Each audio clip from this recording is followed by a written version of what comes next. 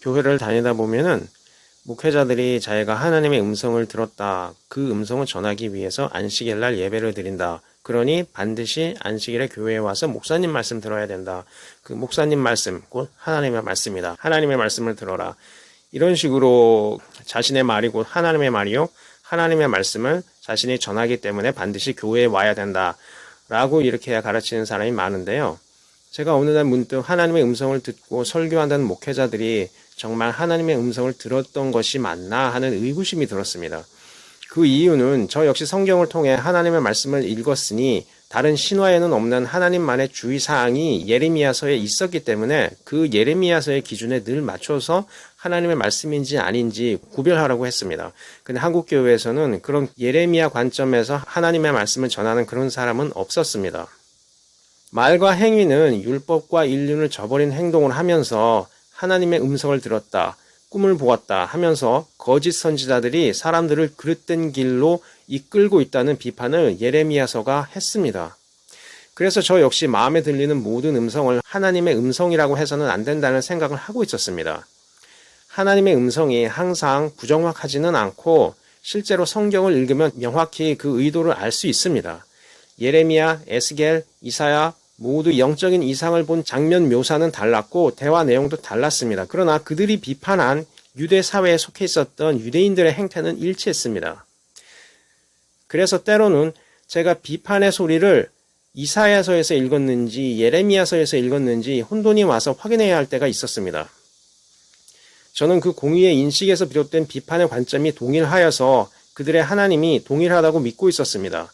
그 일관성은 예수님, 사도 바울까지 이어졌고 일치했습니다. 제가 사도 바울을 믿는 이유는 지난 동영상에도 올렸지만 그 서신서의 저자가 본인이 맞느냐는 이유 때문만은 아니었습니다.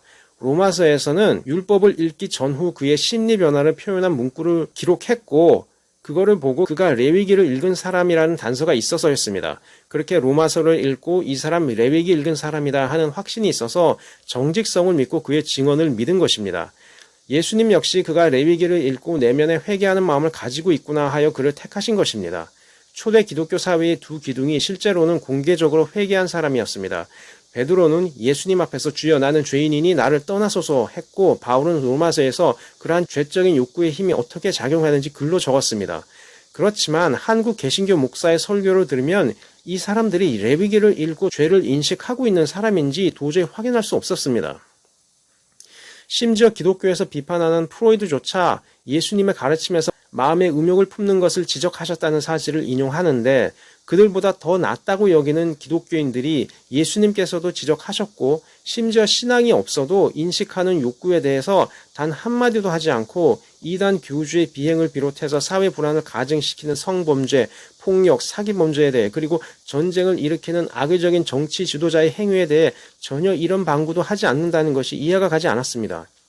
예레미야가 있었다면 불호령을 내렸을 한국의 사회적 문제, 국가적 문제가 증가하고 있는데 한국 목회자들은 느긋하게 40분 발표식 설교 준비만 하고 있는 것입니다. 사회가 평안할 때는 모르지만 사회 전체가 공동으로 문제의식을 가지고 대응해야 하는 단계가 있습니다. 현 한국의 이단의 문제, 성범죄의 문제는 모두 죄와 관련된 문제이니 목회자들이 나서야 하는데 그런데도 불구하고 교회에서만 설교하고 성도들은 사람들 모집이나 하라고 독려하고 있습니다. 교회 목회자들이 밖으로 나와서 영적인 문제에 대해서 책임을 다해야 하는데 하고 있지 않는 것이 문제입니다.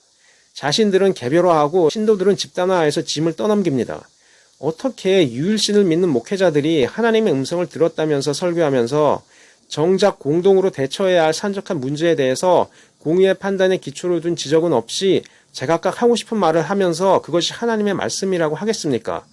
마치 목사마다 다른 신들이 있다고 가정해야 이들이 신이라고 지칭하는 이유를 이해할 수 있다고 할 정도입니다. 유일신을 믿는다면 적어도 관점이 동일한 비판의 음성은 누군가 하고 있어야 하지 않겠습니까? 그런데 어떤 교회에서는 문제의식도 없이 배꼽이 빠질 정도의 농담을 준비하는 목사가 있고 또 어떤 교회에서는 사단 마귀라고 저주를 해야 하는 신도가 있다면서 가룟 유다의 저주를 퍼부으려는 목사가 있습니다. 어떤 교회에서는 성전을 지어야 한다면서 출애굽기를 언급하고 어떤 교회에서는 성전 다 지었다면서 솔로몬 성전의 설교를 준비하는 이들이 있습니다. 하나님의 음성을 들었다는 목회자들의 설교가 다 제각각입니다. 마치 목회자 하나마다 모두 다른 신들이 있는 것 같습니다. 목회자 하나가 신을 대체한 살아있는 우상이 되어서 그 살아있는 우상을 따라 성도들은 웃다가 울면서 죄책감에 헌금하다가 분노하는 것입니다. 그 목회자들의 신들은 성경의 유일신이 아닙니다. 절대로 아닙니다. 이 세상의 신들입니다. 성범죄로 수치심에 자살하는 성도가 있어도 외면하고 사기로 인해 죄책감을 갖고 자살하는 이들이 있어도 설교하지 않습니다. 폭력의 피해자나 때로는 피해자를 돌보다가 고소를 당해서 억울하게 자살해도 오히려 외면하고 그저 성경대로 헌금한 사람을 자리에 올려서 교리 전도지만 돌리는 것입니다. 이단 문제 역시 쫓아가는 사람들이 문제이지 내 알 바 아니고 헌금해서 월급만 잘 받아 가정을 꾸리는 것이 목표입니다.